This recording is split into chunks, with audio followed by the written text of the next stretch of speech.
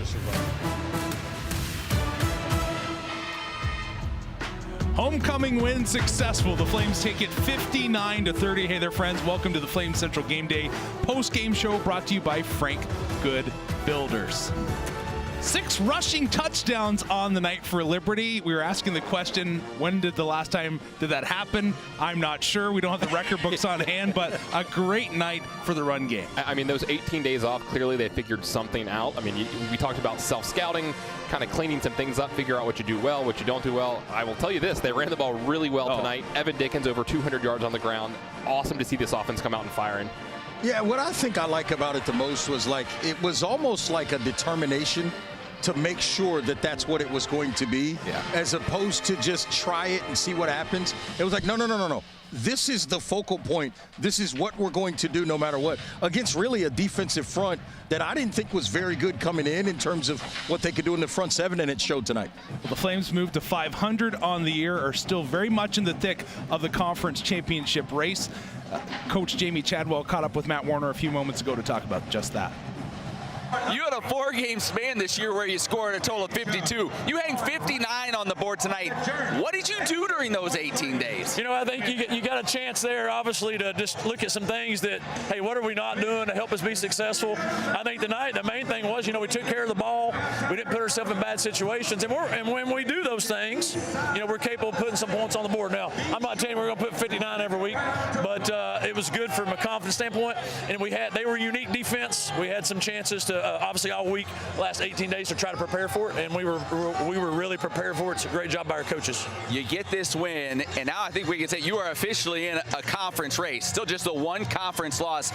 Another home game coming up next week. What does this do for just the life within the program, knowing you guys are in the thick of it? Yeah, I mean, we talked, leading up to this week, hey, the pathway's there for us to get back to a conference championship game. We obviously won at 23. We came short the very last game last year, and so our guys know that there's a pathway there. They also know that our best game has been out there, and we've not played up to what we think our standard is, and so there's a hunger there. The great thing about tonight, we didn't play overly well defensively, and so I can go in there and rip them pretty good because, we're feeling good about ourselves, and we didn't play very well. So there's still much growth for this, but I think as a team, you want confidence, but you want a humble confidence, and tonight's great for the offense, but we got to go right back to work because we're going to play a really good defense next week. But to know, hey, we've won 3 in a row. We had another home game. We typically play well at home, and so we're excited about that. And it's just the next step for us, and our guys got to focus on that. Great win. Keep it rolling, Coach. Thank you, Flames. Good night for the Flames. They mentioned the 18 days off, and offensively, the Flames did look a lot cleaner than they have all season long. What did you notice the most and what they've been able to change and clean up? Well, I thought the main thing, looking at this football team, 2 things stood out to me, particularly defensively. Even though they gave up a lot of yards sort of in the middle of the field, they were pretty good in the red zone. I know you look at statistically, Delaware was 4 for 4 in red zone trips. A couple of those were field goals early in this game. So I did like that from Liberty. The other thing I thought is it was an offensive line that was moving people out of the way. There were a lot of large alleys to run through for these backs tonight, and I thought that was a big key in this game. Reggie, I love what you said there. Talking about the defense a little bit, I know, again, put up 30 points on the scoreboard, but Delaware had 12 drives tonight. 7 of those drives were 5 plays or less. So the defense was getting off the field. Again, you've got some things to correct, but that's really encouraging. Well, not to mention, Rhett, just to pay that point off, 6 of 17 on 3rd downs for Delaware coming into this ball game. And that's a spot that Liberty hadn't been great all season. They were really good defensively tonight. Yeah, they were solid. There was a point in this game where it could have gone either way, and Delaware goes with a trick play. Let's take a look at it now, as this is our play of the game brought to us by the Central Virginia Credit Union.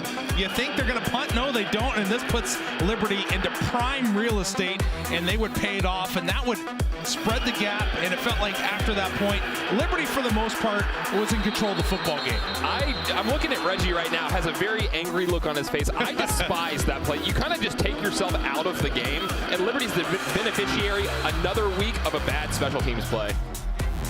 Look, I'm trying to compose myself because, yes, I'm mad about that. That's the type of play call when you're You're playing against the Liberty offense that's been somewhat inconsistent this year, and you give them a short field for no reason on a bad decision. I don't like that call at all. Here's our Bojangles game stats, and Liberty 60% on third downs. You have to be pretty pleased with that number. Oh, there's no doubt about that. You know, we talked about earlier in the segment, you've got to be able to stay on the field. Keep your offense out there on the field. Able to win the time of possession battle as well. So you've got to be super, super happy really with every single number on the screen right now. Total yards was huge. I don't believe Liberty had gotten close to 500 or over this season. No, and they didn't have a game on the ground of over 200 rushing yards all season. So to see this is really encouraging. To have 64 snaps and only face 10 third downs, that's a really good night offensively for Liberty as well. Let's take a look at the defense. Jamie Chadwell obviously saying I have something to talk to them about. But you guys mentioned there were some points in this game where they played really strong. And you said, Pat, 5 plays or less on 7 drives. Yeah, I mean, you got to be really thrilled with that. And then to take it a step further, they turned Delaware over on downs 3 times and came away with an interception. You know, we said coming into today's game, win the turnover battle, and you're going to have a really, really good chance to win it. They did exactly that. I thought they were excellent in short yardage situations as well defensively. These guys up front did a nice job bowing their neck and stopping some plays in short yardage situations. And you got to feel encouraged by that if you're Jamie Chadwell. Only 3 picks on the season for Minicucci coming into this game. He threw 2 tonight. Defense was pretty solid as a whole. When we look at quarterback play, last game that was here against New Mexico State, Ethan Vasco, 2 picks, no touchdowns, had a great final drive, but didn't look overly scintillating, I will say, throughout the entire game. Tonight, different story. He looked like he was in control throughout the full 60 minutes. Well, he really did, and the reason for that is because they ran the ball so darn well. It opened everything else up. The game wasn't on his shoulders or on his arm the whole time. I mean, you had Dickens just running the ball all over the place, which made all of these throwing lanes possible. Well, you made it the right point, right, with the throwing lanes. He was throwing a lot against one-on-one situations, cover 0 type situations, and he was very efficient. You see there the 14 of 20, and then the tight end being involved. I think that's huge when you've got somebody that can work the seam and really impact that defense, hold guys in different spots, and it gives other guys opportunities to make plays. I thought they were excellent there. I think you could argue, too, that he should be 17 of 20 because there was 3 drops in this game where he felt like the receiver should have held on to it.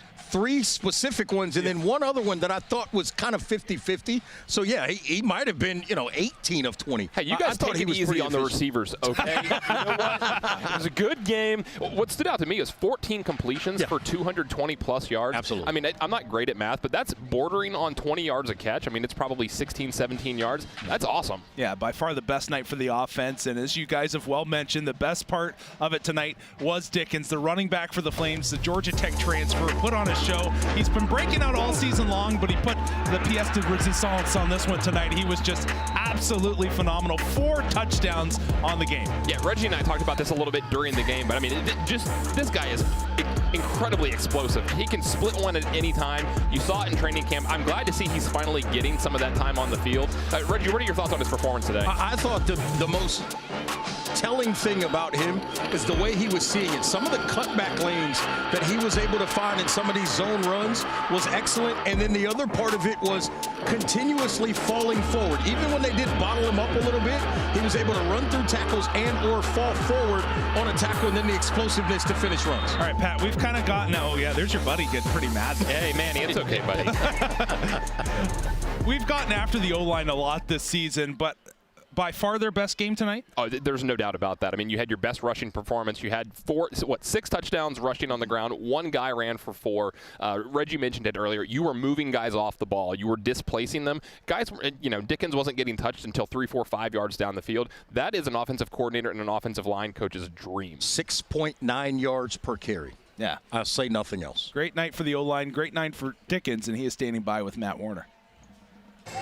Well, Evan, talk to me about, is this the best night you can ever remember running the football? I mean, was it better in high school? Tell me about what you saw tonight. No, this is definitely a memorable night, career night. I've never really had as many rushing yards in a game before, but, I'm just extremely grateful for the guys up front.